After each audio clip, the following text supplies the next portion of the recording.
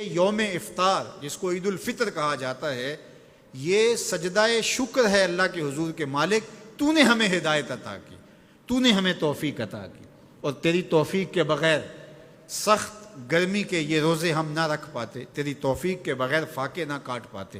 یہ تیرے ہی کرم سے، تیری ہی دی ہوئی توفیق سے ہمیں صبر نصیب ہوا۔ الصوم نصف الصبر، روزہ آدھا صبر ہے۔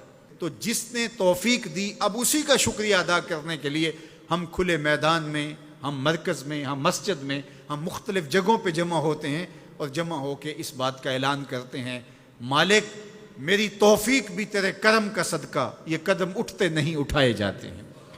تو نے توفیق دی تو روزے رکھے گئے، تو نے توفیق دی تو گنتی کے دن پورے ہوئے، تو نے توفیق دی تو مالک تیرے ہی حضور حاضر ہوئے، اور یہ تیرا ہی کرم ہے اور تیری ہی کرم نوازیوں کے رنگ ہیں۔ حضرت معاذ بن جبل رضی اللہ تعالیٰ عنہ فرماتے ہیں کہ ایک دن حضور نے میرا ہاتھ پکڑا اور ہاتھ پکڑ کے فرمایا، اے معاذ واللہ انی لاحبک، اللہ کی قسم میں تجھ سے پیار کرتا ہوں۔ پھر دوبارہ فرمایا، واللہ انی لاحبک، اے معاذ میں اللہ کی قسم تم سے پیار کرتا ہوں۔ اور اس پیار کی وجہ سے حضور نے حضرت معاذ بن جبل کو بتایا کیا، میں تجھ کو وصیت کرتا ہوں کہ ہر نماز کے بعد ان کلموں کو جو میں تمہیں بتا رہا ہوں ان کو ترک نہیں کرنا، اس کو بھولنا نہیں ہے، اس کو چھوڑنا نہیں ہے۔ اور وہ کیا؟ اللہم اعنی علی ذکرک و شکرک و حسن عبادتک، اے اللہ مجھے توفیق دے اپنی عبادت کی، مجھے توفیق دے اپنے ذکر کی، مجھے توفیق دے اپنا شکر ادا کرنے کی۔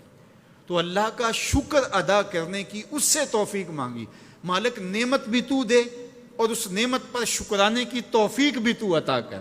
اور اللہ فرماتے ہیں میری دی ہوئی نعمت پر میرا جب تم شکر ادا کرو گے میری دی ہوئی توفیق کے ساتھ، تو میں تم سے عہد کرتا ہوں لئن شکرتم لازیدنکم، میں تمہیں اور زیادہ عطا کروں گا۔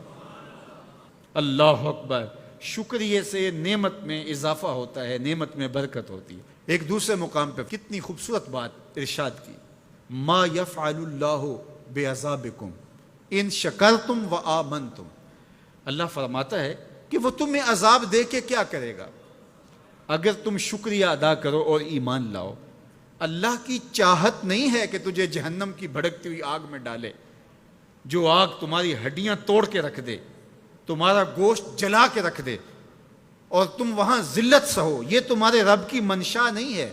وہ یہ چاہتا ہے کہ تمہیں جنت کی بہاریں نصیب فرمائے۔ یہ تمہارا عمل ہے کہ تم عذابوں کو خرید رہے ہو، تم عذابوں میں چھلانگے لگا رہے ہو۔ اس کی مرضی کیا ہے، اس کی رضا کیا ہے کہ تم شکر ادا کرو اور اس پر ایمان لاؤ، تو وہ تمہارے گناہ بھی معاف کر دے، تمہارے درجے بھی بلند فرما دے۔ بلکہ ایک دوسرے موقع پہ اللہ تعالیٰ نے قرآن مجید میں ارشاد فرمایا کہ تم جہنم کے گھڑے میں گرنے والے تھے، ایک جنبش پا کی دیر تھی کہ تم ایندھن بن جاتے۔ کہا کہ میری نعمت کا شکر ادا کرو کہ جس نعمت نے، اس نعمت سے مراد محمد عربی صلی اللہ علیہ وسلم، تمہیں جہنم سے نکال کے جنت کی راہوں پہ ڈال دیا۔ تو ہمارا رب ہمیں بخشنا چاہتا ہے، ہمارا رب ہماری مغفرت کرنا چاہتا ہے، ہمارے گناہوں کو معاف کرنا چاہتا ہے۔ رحمت رب بہانہ می جویت، اس کی رحمتیں بہانہ تلاش کرتی ہیں، اور بندوں کو بخشنا اسے بڑا پسند ہے۔ تو وہ کتنا کریم ہے، کتنا کریم ہے، کتنا کرم فرمانے والا ہے، کتنا رحیم ہے بندوں پر۔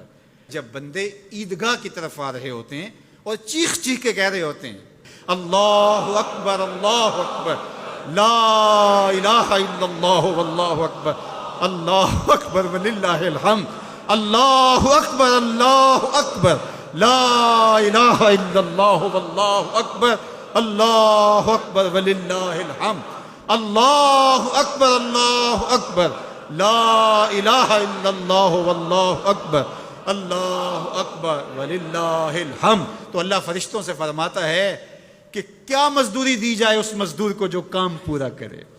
تو وہ کہتے ہیں مالک اجر تو پورا ہی ملنا چاہیے۔ تو فرمایا یہ چیخ چیخ کے جو مجھے پکارتے ہوئے آ رہے ہیں میں نے ان کو بخش دیا۔ اور وہ چیخ چیخ کے کیا کہتے ہوئے آ رہے ہیں؟